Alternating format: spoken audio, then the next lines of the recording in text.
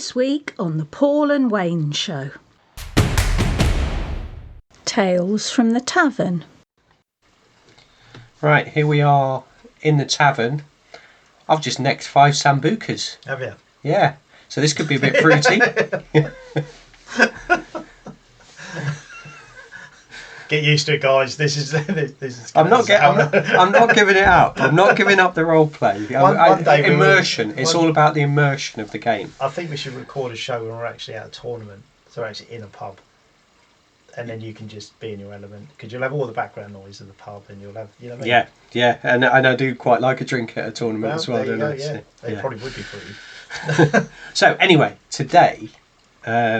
We are going to be talking about like the mechanics of different games that we really like. Yeah. And some that we perhaps don't so much, but just generally talking about the mechanics that we think work really well. And how games have evolved. Yeah. Because some games, some early editions of games are very different to what they are now. And some games have got rid of mechanics completely. Yeah. Well, I feel like we're going to just sort of scrape the surface of this.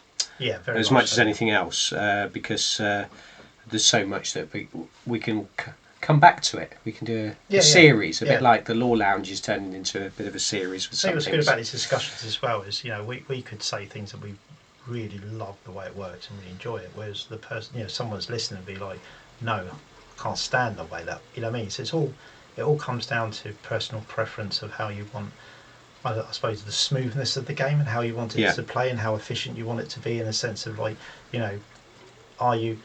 Because some people love complexity, don't they? Yeah. Some people really love the complexity, and the more complex the better, and that's the way they get their enjoyment from it. Whereas, I've got to a stage in gaming where I don't enjoy the complexity so much. I want the game to I want it to have a good pace to it. But there needs to be enough that it's not just sort of super simple, that it doesn't feel like a decent and that's where challenge. The subjectivity comes into it, because depending on what kind of game you want and what you want to get out of the game, that can vary. Yes. Getting that sweet spot can be quite tricky. So let's start off with talking about sort of turn sequence, how the actual turns work, which is probably one of the most important mechanics of any game. Yeah.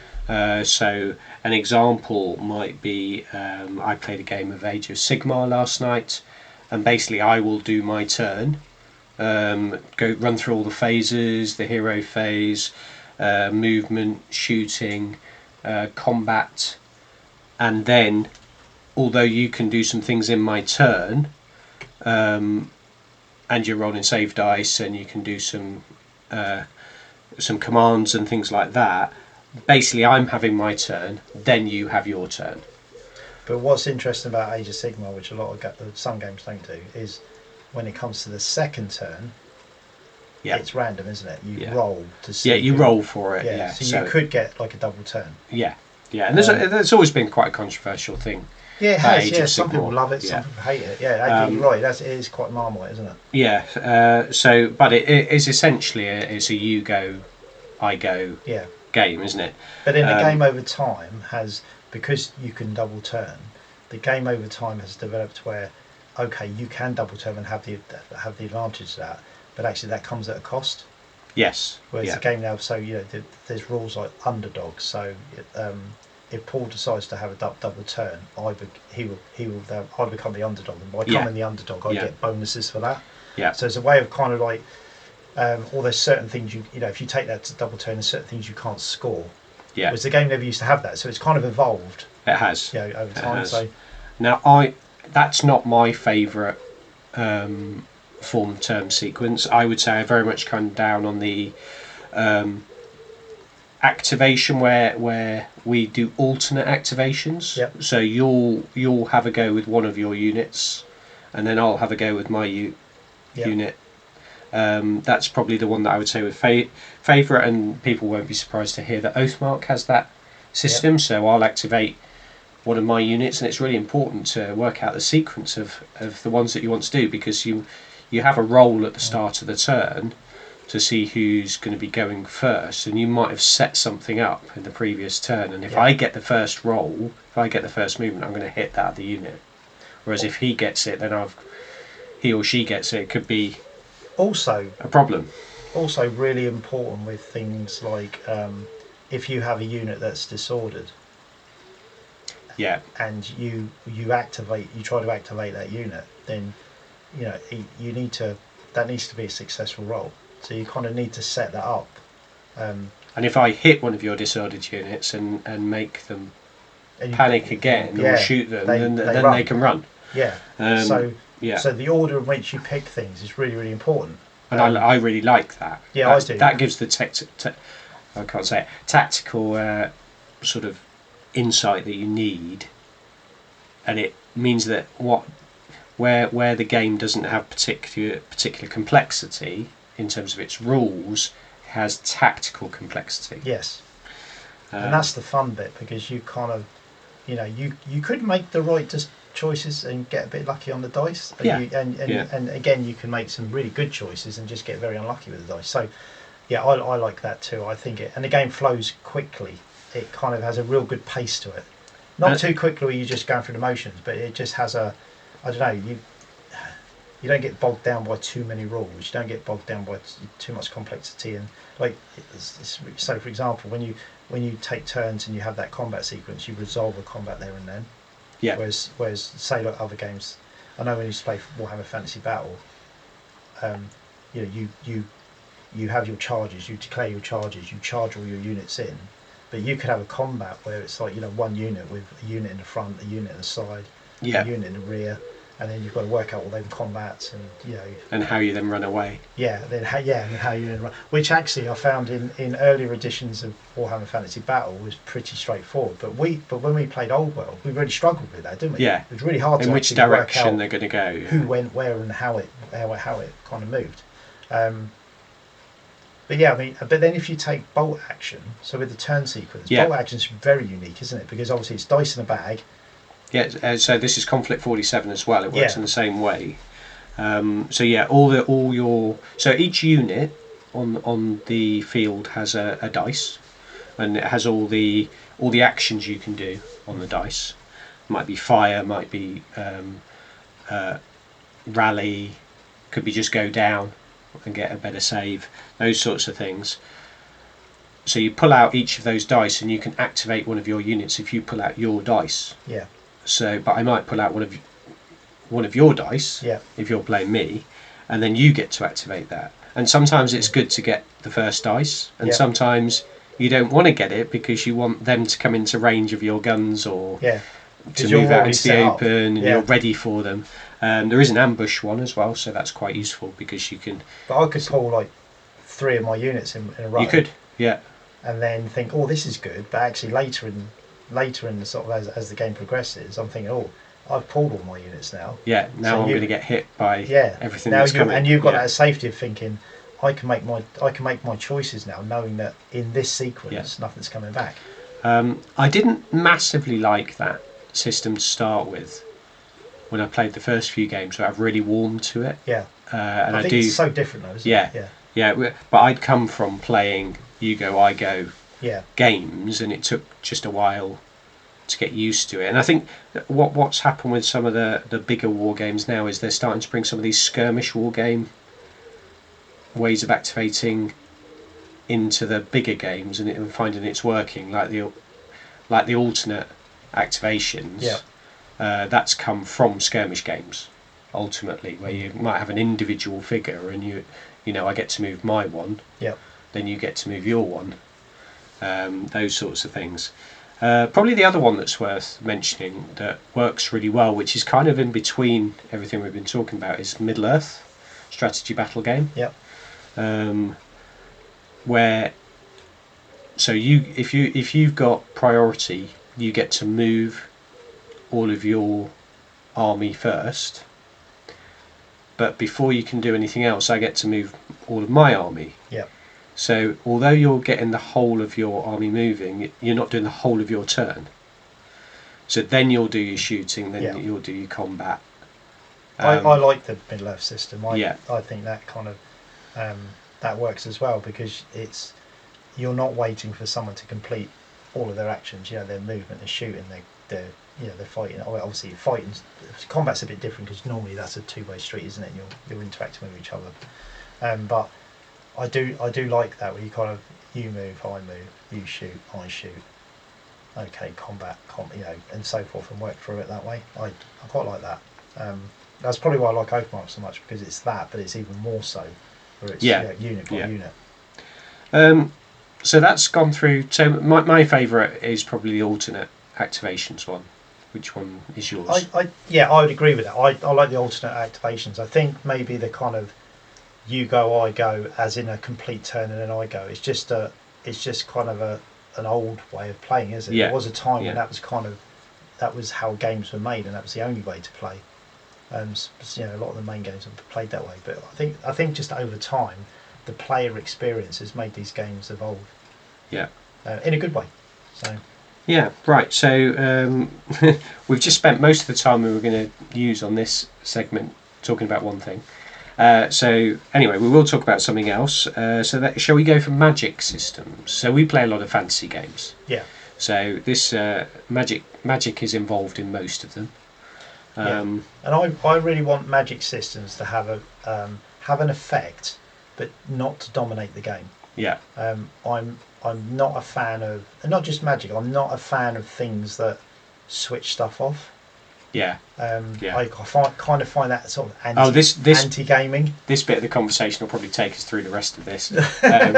Because I think it's so I look at the balance game. So if the game's really skewed, where actually things you can do are really really strong, then I understand why there's things that maybe counter that and stop you doing things like spells and so forth, stop you moving, stop you shooting, all that kind of. But actually, if the game's balanced where the shooting's good but it's not amazing, the combat's good but it's not amazing, it's all all the stuff's good and enjoyable to play, but it's not one combat doesn't break a game. As long as it's not bland, as long as everything is not the same. Yeah, is you're what not I'm just saying. smashing things off the table in one turn. But you are creating situations through those combats that make the next turn really interesting, or the next combat really interesting. And I want magic to kind of complement that, where you might be able to fireball something and kill a few guys, or you might be able to kind of you're not stopping someone. Like Mud's a really good spell. Yeah. In Oathmark, so you can cast Mud, and it won't stop the person. It won't stop the unit movement, but it just makes it harder for them to move. They have to literally trudge through the mud. So their movements, I think, is halved. So things like that. But what you find in more lethal games, more extreme games like Age of Sigmar, for example, there's magic in those games that literally just like the whole strike first. Not just magic, but then there's a lot of rules with strike first, strike last. There's a lot of that where it's kind of like where you kind of go, I don't know, I'm not sure if I don't know if I like that. So if I'm coming in, like I'm charging you with. Like my big unit that I've spent loads of points on, and then you go, right, no, you strike last. There's loads of that in the game at the moment. It's not magic per se, but there's loads of that. So actually, before you get to strike, I'm going to hit you and wipe out most of your units, so it's no good anymore. Yeah. And you can say there's a lot of strategy and stuff in that, and there's ways of implementing it, and people are very good at it. Yeah. But is it enjoyable though? Yeah. That would be my argument because. The experience of video games... it clearly is, because a lot of people play Age of Sigmar, do you know what I mean? So we're not saying it isn't enjoyable. I suppose it's more like, do I find that enjoyable? I'm just not a big fan, as I've said before, I'm not a big fan of things that switch off what I can do. So that's one of the fundamental rules they had in sort of early video games, was lots of things that buff like in role-playing games, lots of things that buff your characters and make your characters better, but very few things that make other characters worse. Yeah. So they don't end up making you much worse. And if they do, it's a small partial effect, so that you still get to play with your toys. Yeah. Do you know one of the cleverest mechanics I've seen? It's really simple, but it's very clever. So in Oathmark, sorry, saying about Oathmark again, but the bonuses you get with Oathmark, so for example, shielding. Yeah. So if you decide to shield, so you get five dice. You only get a maximum of 5 dice in Oathmark, and one of them might be a different colour if it's the champion dice, which enables you to do more damage. But when you say like we've got 2 units, they're fighting each other. Paul declares that he's shielding.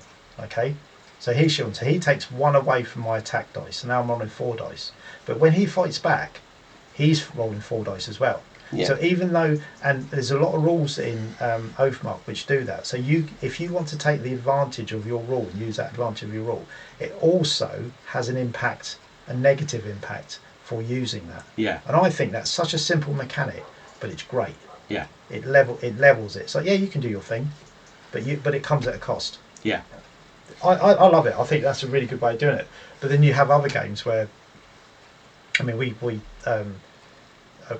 Age of Sigmar. We had a practice game, didn't we, the other night? Yeah. And that game's lethal. You know, that was a proper smash game, isn't it? Where like things go in. I mean, your Grand Hammers went into my Rat Ogres and they got 4 wounds each and just eviscerated them in one turn. I did 38 wounds. Yeah. Was it 38 or 48? 38, I think. 38 wounds. Yeah, it was just. It was, so it was I mean, your way unit more than had, you needed. your unit had about sort of 16 wounds left, and I did 38. It was 6 Rat Ogres on 4 wounds each, so it was 24 wounds. Yeah. And you just literally Yeah. ran into them and just clubbed them over the head and just killed every one of them. In fact, if I'd had another model on the table, that would have died as well. Yeah. You know, with 2 wounds to spare. So, but yeah, again, if that's what you love, that's what you love. Right. So we were going to talk about other things as well, but I think we should maybe come back to this. We didn't really talk about magic much there, did we? We actually we digressed and went on to other things. Did you you didn't play Warhammer 6th edition, did you? No. So Warhammer 6th edition was, I think it was 6th edition. Apologies if I got this wrong. But yeah, there's card based, so you had card based magic. So you literally deal cards out. So say you rolled like 11, you rolled 2d6. So say you rolled 11, it was my turn. I'd get 6, you'd get 5. And then you had power cards and you had drain magic, so you could that could literally end your magic phase. And then you had like total power, so you didn't need to boost. So when you cast a spell, you put power cards a bit. But if you had total power, you just put your total power card down, and that casts it. So the card system is really good. That sounds quite good fun. Yeah, it is. Yeah. It was really good fun. The problem with it was some of the spells were just horrific. Like you put a template down that just covers the whole unit and just everyone dies. No. Yeah. Yeah. So the system wasn't the problem. I'd probably say that some of the spells are a bit too lethal. Okay. So yeah, I don't think we've really come to a conclusion on what makes good. Well, you said it at the start of it. Something that affects the game but doesn't kind of break it. Yeah, it doesn't dominate you. Doesn't dominate. Yeah, absolutely. Yeah. And it will be interesting because we talk about Oathmark a lot, and we do really like it. But one of the things that we're slightly worried about 2nd edition is that they're trying to make the magic a little bit more impactful. Now, if it becomes a little bit more impactful, then fine. But we don't want it to swing too far the other way. Because that's always the danger, isn't it? I think maybe some of the spells need, like leveling up to each other. Yeah. So there's certain spells that kind of don't, they're almost like, kind of am I ever going to use that? So maybe there's a bit of a balancing act there, which is really hard to do, like anything. A bit of a balance act. But I wouldn't want to see the good spells get better. Yeah. I just want to see those poorer spells, And hopefully it'll just be that some of them are easier to cast and because wizards are quite expensive as well, so that sort of thing. See, I think they're quite cheap. Do you? Yeah. I actually think they're quite cheap for what they do. And then you usually go for like a bargain, don't you? You go for but then even just a normal wizard, if you want it to be level 3, which you need it to be to cast consistently, I think is it 300 I points? never take level 2s, don't I? Yeah. Anyway, which is probably why I don't cast spells. Yeah, exactly. We digress. So we're going to leave it there, and we're going to perhaps come back to this next week and talk about some of the other things like combat and morale and those sorts of things. Yeah, definitely. Yeah. Anyway, so I'm going to go back to the bar. Drop a Jaeger bomb. Yeah. Absolutely.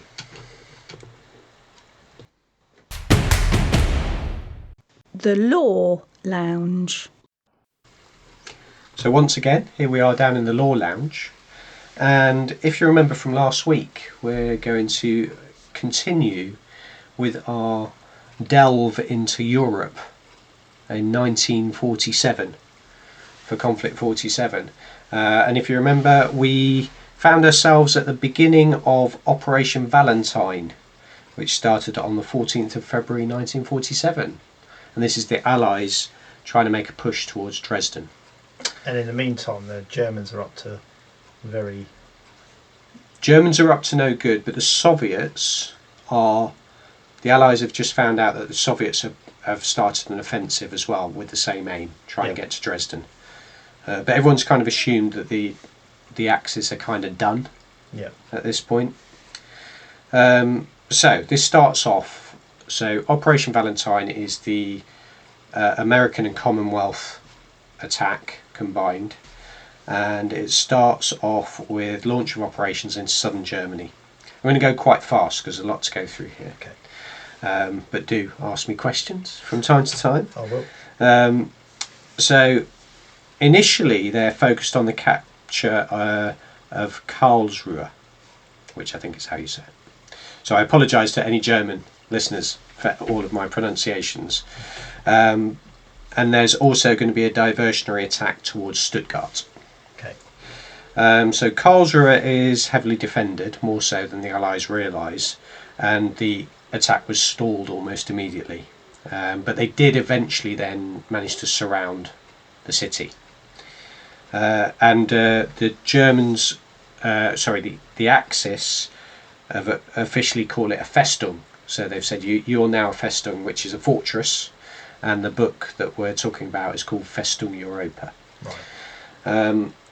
So then later in February there's a counterattack, and this is led by an important character called Otto de Grosse, and he's a character that you can buy and paint up. So he's one that you'll probably be painting for the Axis fairly soon. He's German. He's a German leader. He's sort of Stahlstruppen type. I think I've got him. Have you got him? Yeah. No, I think you've got a Stahlstruppen officer. The resume. But I don't think you've got the actual character. Because he looks a bit like an Inquisitor in... okay.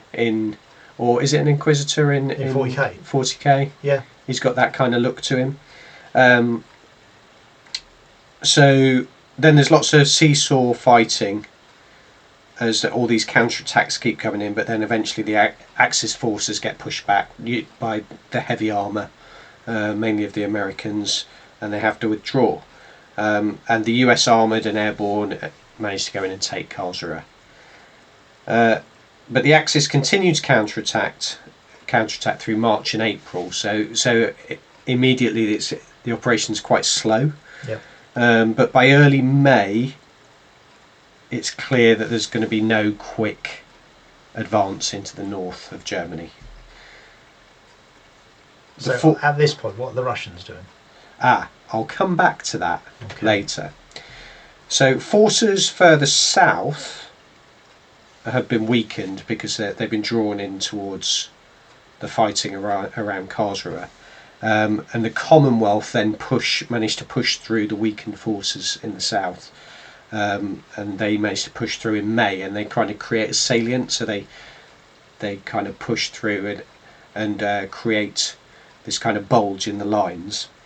And then 4th to the 7th of May, the Axis they decide to withdraw completely to the Augustus line, which is on the western side of Festung Stuttgart. So the Allied forces at this point are refreshed, and they push forward at the end of May. And the Commonwealth break through at Memmingen, and they race through as far as Munich. So it's starting to make some real gains now. Yeah.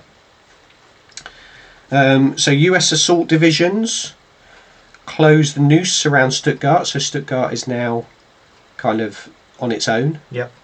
And the 108th Airborne are tasked with destroying the city's Sturmriesen. So you remember the Sturmriesen were the things that create the localised storms. Yep. And that's going to stop the Airborne getting to Dresden. So it's a really important thing for them to So is it ground troops destroy. who've got to take those out?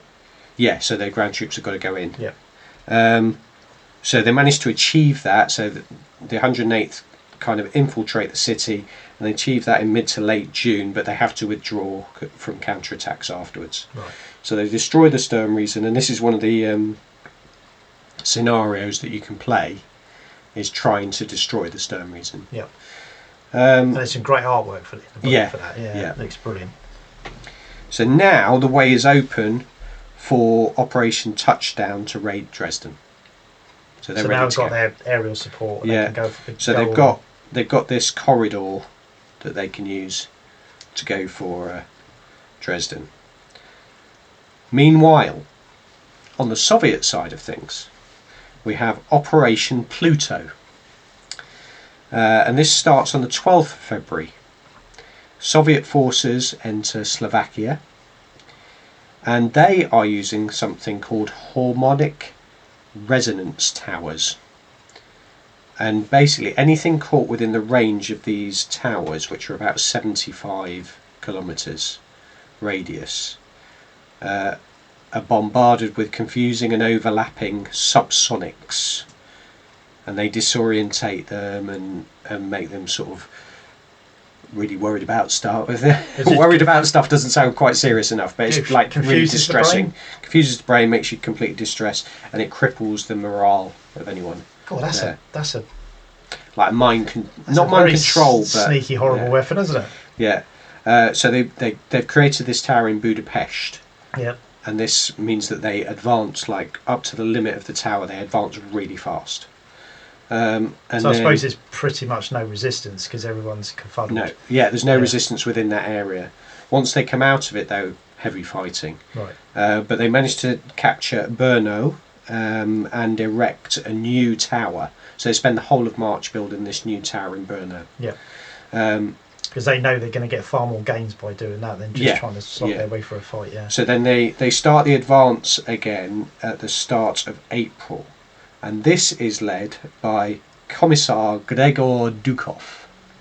Now, he's interesting because he is a big bear. Oh, is this the guy that's a scientist and a bear? Yeah. And he tests the bear serum, if you like, on himself. Yeah. But he's kept his... He's the the best only of one both. of them that's managed to kind of keep his own faculties and not just become really bestial. But he's the one that when he goes... He goes. Yeah, right. So he's been enhanced by a variation of the proletarian hemotype serum. Rolls off the tongue nicely. Yeah, absolutely.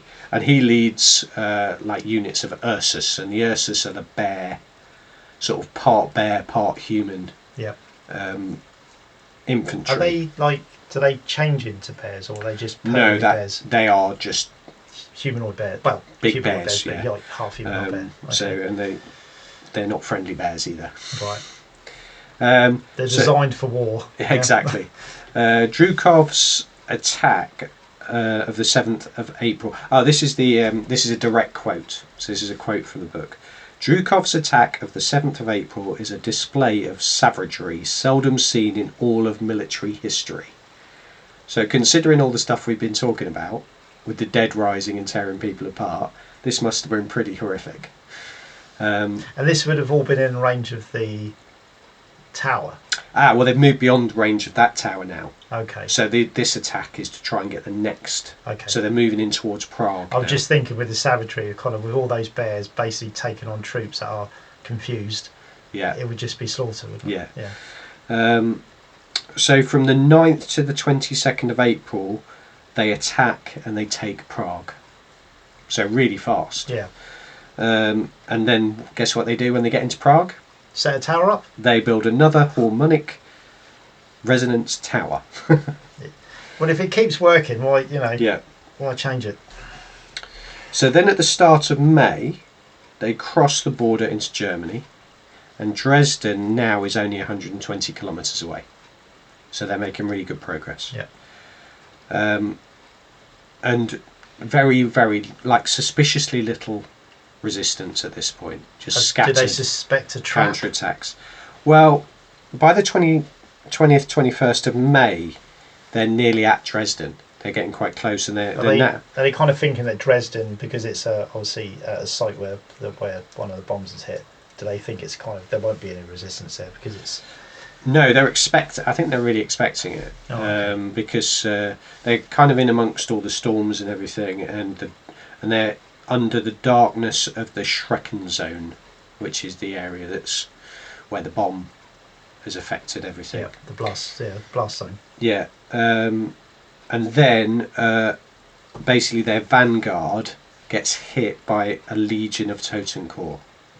Just emerges out They're of the the gloom. zombies, aren't they? Yeah. And but huge numbers. Numbers not seen since 1944, when they were first deployed. So I take it the Germans have been stockpiling these guys, ready for and this. they've unleashed them. But there's also something else, something super macabre that comes out. And these are new machines, and they're the Nachtsäder. And the Nachtsäder have bladed forearms that inject serum into the newly dead. Oh, these are like the spider. They look. They're like almost like spider. They're not tanks, are they? They're like spider walkers. The walkers, yeah. And they go around injecting all the dead to bring them back up. Yeah. And now the Soviets' own dead are rising to attack them. So you can imagine what this does for their morale. Yeah. It completely collapses. And so there's they've got infinite reinforcements. And your mate gets shot. And this thing comes along, injects it, and suddenly it gets up and it attacks you. You're not going to hang around, are you? So do they work out to attack the...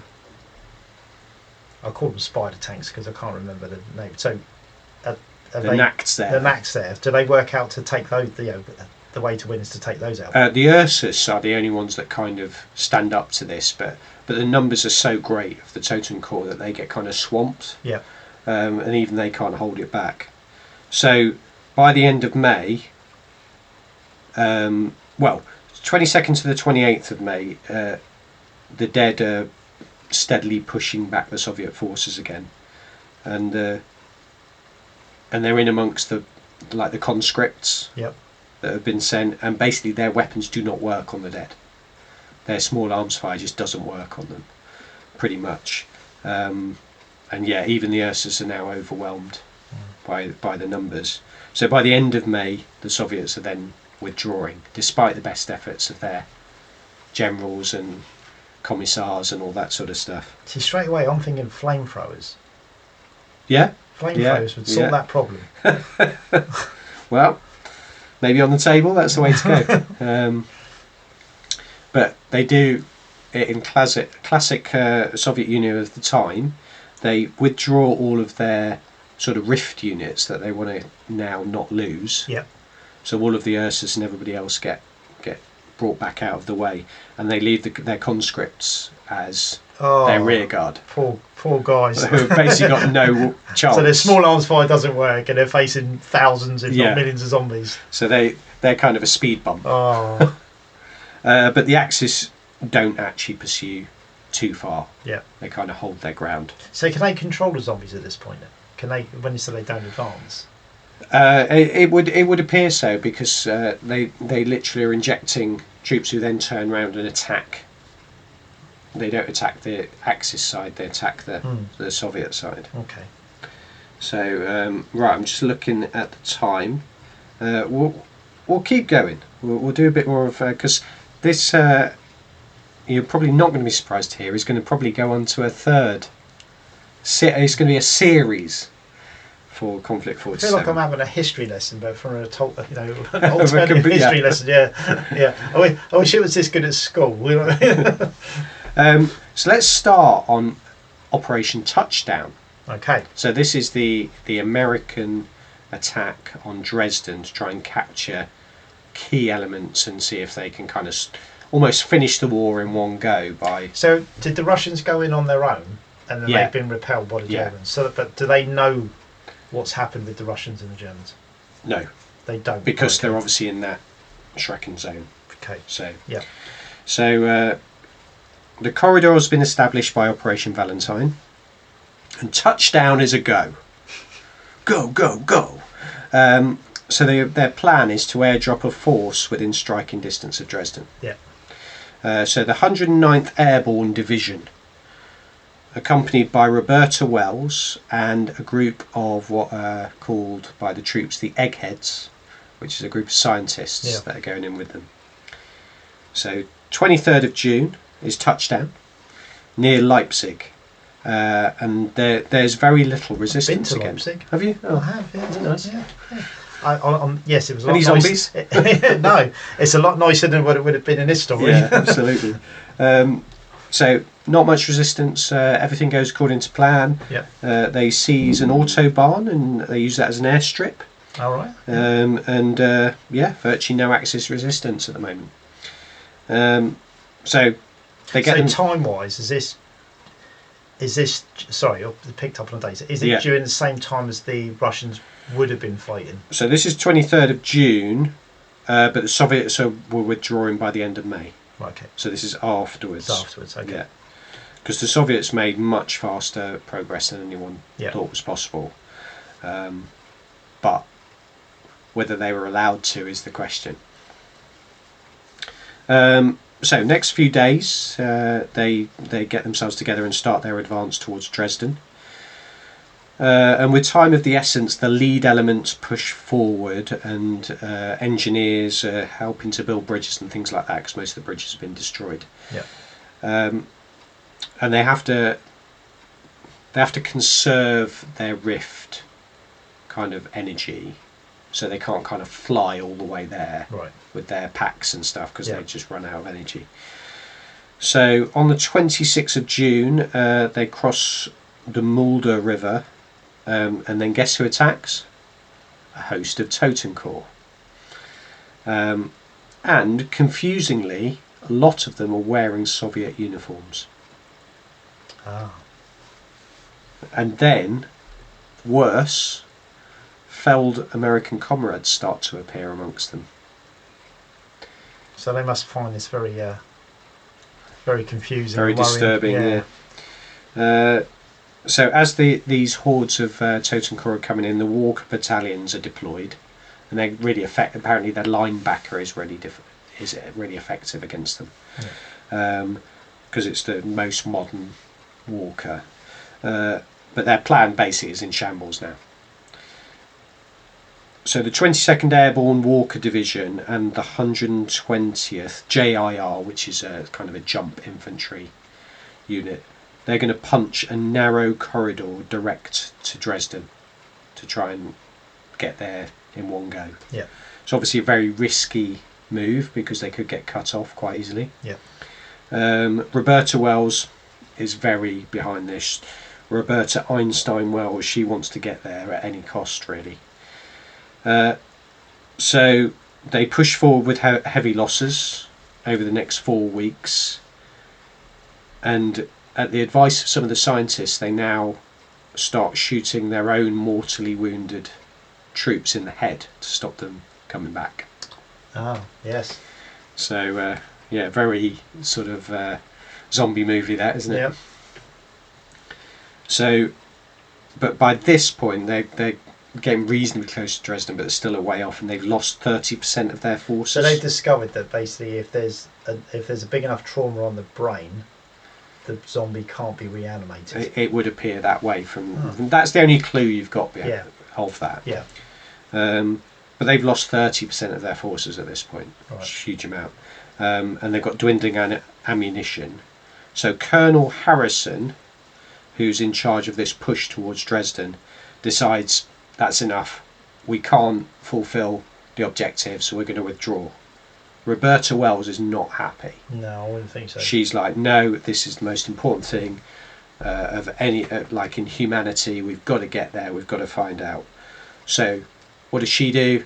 She gathers some of the scientists and she heads for Dresden. So she sneaks off and she heads for Dresden. I can see this going horribly wrong.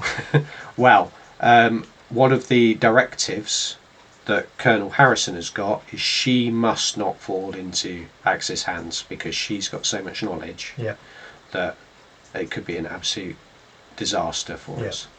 And so if she goes rogue, she could be a target from both lots sides. of people in the American government didn't want her to go because they were worried about this very thing. So he's now got a really difficult decision. So he's like, right, well, we've got to keep going now. So the airborne force, despite all those losses, is following and trying to catch up with her. And on the 1st of August, with some sort of manoeuvring and hiding and sneaking, Roberta Wells's group enters the city.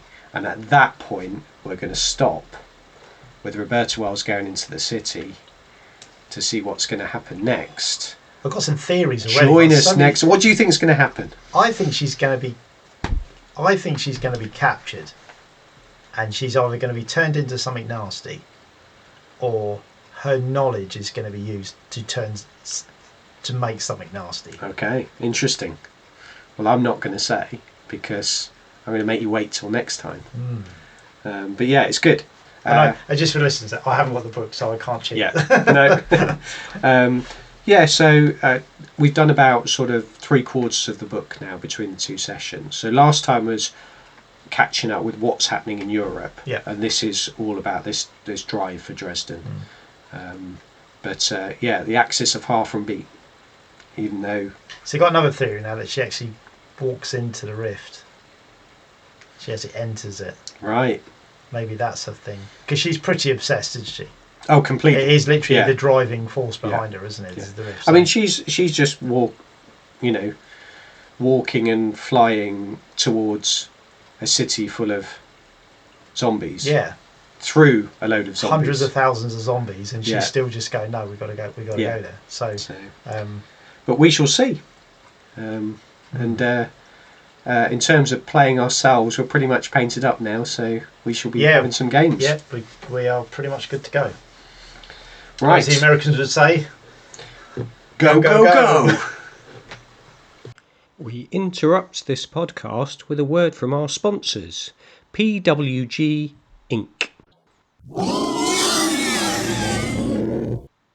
Last week, we helped you deal with the recurrent ogre hunters eating your family. But here at PWG Inc., we know your problems don't end there. Maybe the ogre hunters survived. Maybe they brought friends. Maybe they've unionized. Yes. Very organised ogres now. They demand snacks. Tribute. Dental plan. Terrible. Use new globe. Extra stinky. Extra explodey.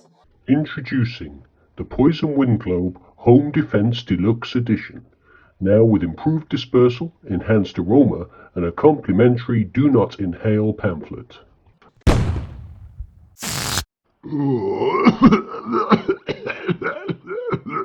PWG Inc.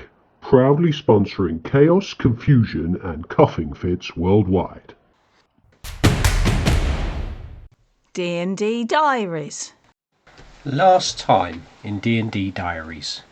Fresh from flattening the shambling mound, the party climbed back through the Durst Manor, found Rosenthorn's remains, and finally laid the children to rest, giving the house its first moment of peace in decades.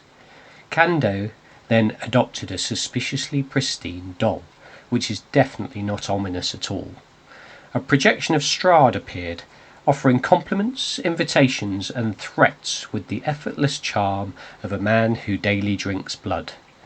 Leaving the manor, the group met Barovia's finest, a chatty shopkeeper, silent barkeep, mysterious Vistani, grieving Mad Mary, and Ismark, who begged them to help protect his sister Irina from nightly horrors. The session ended with the party carrying the fallen burgomaster to the cemetery, a rare moment of dignity in a land that has very little of it. The Curse of Strahd, Episode 7. The morning was heavy with dread as the party, Can-Do Warrior, Rana Brightsun, Stumpy Lagar and Throm Ironaxe, joined Irina and Ismark in solemn procession through the streets of Barovia.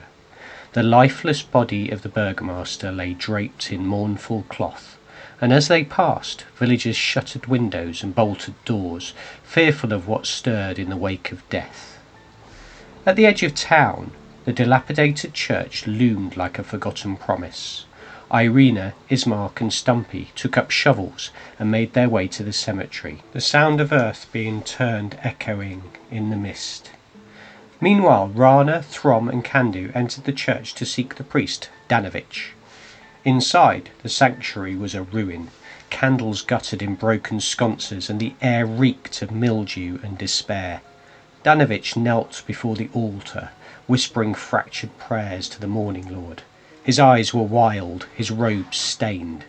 From beneath the floorboards came a sound that chilled the blood. Inhuman screaming, desperate and feral. Danovich confessed the truth. His son Doru had returned from Castle Ravenloft, changed. Now a vampire spawn, he was locked in the Undercroft, driven mad by hunger and grief.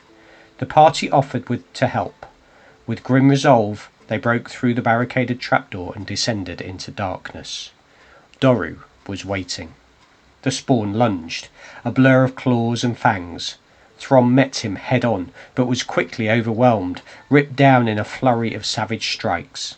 Kandu loosed arrow after arrow, but the creature twisted and dodged with a natural grace. Rana called upon divine light, but his radiant magic flickered, failing to pierce the vampire's cursed flesh. Just as despair threatened to take hold, a voice rang out. Stumpy, leaping into the fray with arcane fury, magic missiles streaking through the gloom, hammering into Doru's form. With a flash of healing, Throm surged back to his feet, roaring with rage. His axe found its mark, cleaving through the spawn in a final, brutal blow. Doru collapsed, his body dissolving into ash and sorrow. Danovich wept, broken and inconsolable, but Rana knelt beside him, speaking words of peace and redemption. Slowly the priest's sobs quieted. Doru was gone, but perhaps at last he was free. As dusk fell, the party gathered in the cemetery. The grave was ready. Irina and Ismark laid their father to rest, and the party stood vigil as Rana offered final rites. The wind whispered through the trees, and for a moment the land seemed to hold its breath. Barovia mourned, but the dead were buried, and the living pressed on. Right, I am here with Wayne, who plays Throm, as ever. So back to normal then. Yeah, I when we went down into the cellar, I massively underestimated what was coming out. I thought this was going to be one of those, we go down, the son obviously has gone through this transformation, he's kind of chained to the wall, and this is going to be kind of one of those simple little side things that happens. It wasn't that at all. I went down there, I got battered. I got absolutely, yeah. I think it was literally like one combat, I got battered, like straight away, went down so quick. So yeah, it was definitely from doing from things. And it wasn't just you either, because Stumpy definitely had to come to the rescue.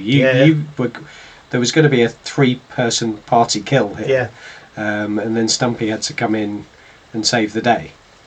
It's a bit strange. In some of the games, when we kind of are fighting, what we would consider a big boss, we have this knack of taking care of that situation quite effectively. Yeah. But when we have things that we should deal with the shambling mound you took down like really well. But then when we were fighting the insects, yeah, we struggled against the insects. You didn't quite know what to do against them. No, we didn't. We didn't know how to fight them, did we? It was really, really difficult. And this encounter was, there was a moment in this encounter where I was thinking, oof, yeah, we're losing half the party here. yeah. But I think some nice bits at the end, and I think this is where Rana really came into his own of kind of doing the tricky bits of role play with quieting the priest, and then kind of doing his bit over the grave and all those sorts of things. I mean, Barovia is a pretty depressing place, isn't it? It's incredibly depressing. Yeah. It's quite a long time to spend in such a depressing place, really. Yeah, it's the kind of if you actually visited this place in real life, you would come out a changed person. Let's just say that. But yeah, the party seems to be. It was surprising this kind of this time, but we got through it. Yeah, and it'll be interesting to see whether the party stay in Barovia or you decide to move on, and what it is you're going to do, and maybe find out more about this suspicious Irina person. Oh, you mean the woman that we've been warned by Strahd not to go anywhere near? Oh yes, that one that's actually with you. Completely ignored that advice. Immediately, yeah. I mean, I'll just say for the record, From did say, let's not do this. And then we just did it. So, okay. But, it's all there for the story. The hobby desk. So here we are at the hobby desk once more, and Wayne, you've had a hobby wobble. I have. I hate painting cavalry. Unless it's Bretonians. So when you kind of That makes no sense that makes whatsoever. no sense at all. So give me the most complicated cavalry to paint, and I love it. Give me the simplest cavalry to paint, and I literally hit a wall every time. So hang on, you've been painting some Skaven cavalry on rats. Yeah, is it? so mob miniatures. Yeah. So I printed some miniatures from mob miniatures, and they're basically rat men riding big rats. Really cool models. Yeah, really good fun. So I base coated them. I've done the washes. I painted some of the like highlighted bits on some of them. There's 6 in total. One of them's actually I did a test model painted. Actually, the one model on its own, I went through that. That was fine. Now I'm painting 5 in one go. I just keep staring at them on the desk, and it's such a. So last night I literally put them away in a drawer. I literally took them. Oh, you've actually. I removed them from the desk and I put them. That bad. I put them in a drawer because I thought it's not happening. I need to come back to them. So it was actually It was one of those blockers. Yeah, but it was blocking you from doing stuff because they're sat there looking at you. and I've said Their this little before. ratty eyes. I have a time window for painting, right?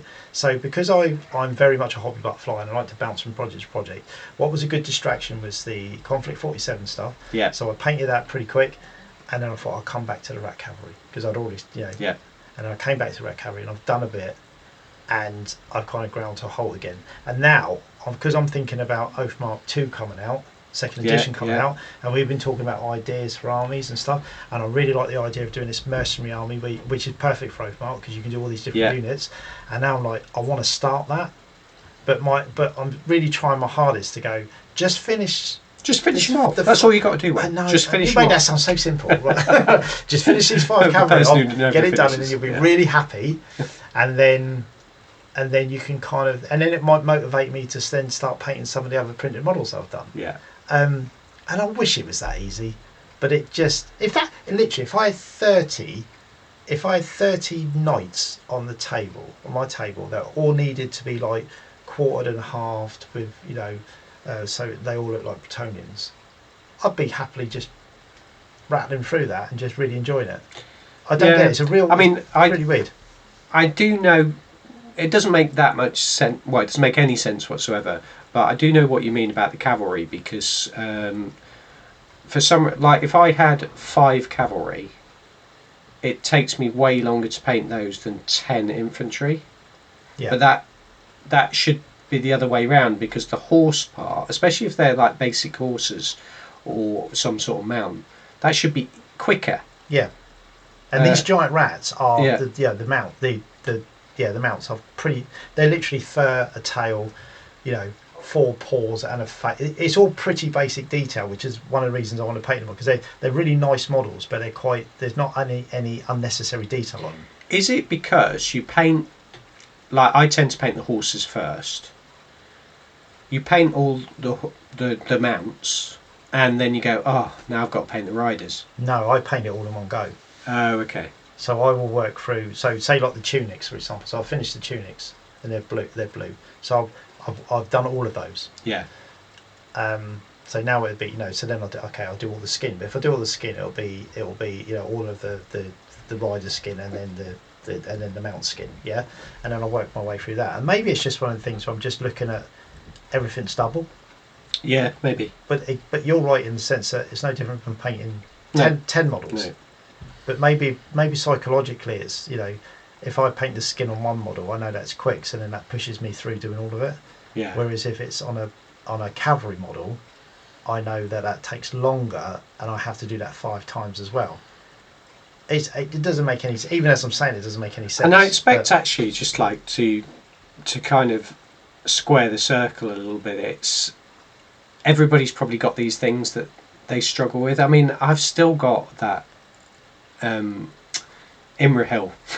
It's still not got any further. Yeah, still not cavalry model. Yeah, it is a cavalry model, and I think the thing about the Middle Earth ones is you've got the cavalry model, but you've also got the dismount, and you only need the dismount sometimes, so you have to paint that as well. And I'm trying to paint these like to to good standard.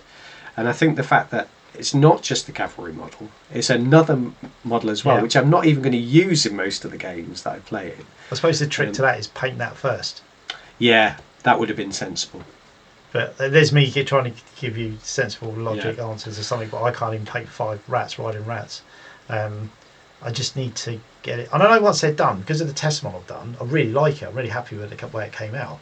So I know the unit will, I know I'll be really pleased with the unit, and I'll be really happy to, especially like for getting it on the table and using it. But well, it'd be interesting to see if other people have the same thing. So let us know if you've got kind of a hobby wobble type thing, something that stops you from doing stuff. I mean, when those endless spells came out for Age of Sigmar, I hated those. Yeah. I could never get those done in time and I ended up doing 3 of them, I think, and just using the same ones in every game, in it with every army, because I never got round to painting anymore. So I don't know if it's one-offs. So say like that whole set. So when they first came out, the endless spells. Yeah. I painted the whole lot in one go. Yeah. Yeah. Whereas I painted 3. Yeah. Because it was like each one was an individual thing. Yeah. I rattled through them and I found that really enjoyable. But if that was 10 of the same thing, bigger. Maybe for me it's something that I'm not always using in every game. Yeah, maybe. I don't know. I suppose we've all got different triggers to why we don't like painting. I'd love to hear what other people's triggers are. Yeah. So get in touch. Let us know. Do comments. Can you do comments on these things? I don't know. Podcast geniuses. Right. Anyway, so there you go. Not quite sure what that was all about, but don't pay cavalry. Okay.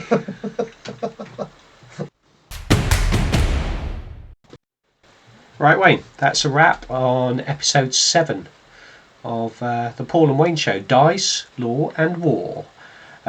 So everybody, please do check out our Instagram, our hobby, YouTube channel. We've got a new YouTube out, our Oathmark game, our second Oathmark game of our campaign. Yep. So go along to the Ugg Hobby channel. Isle of Veyron.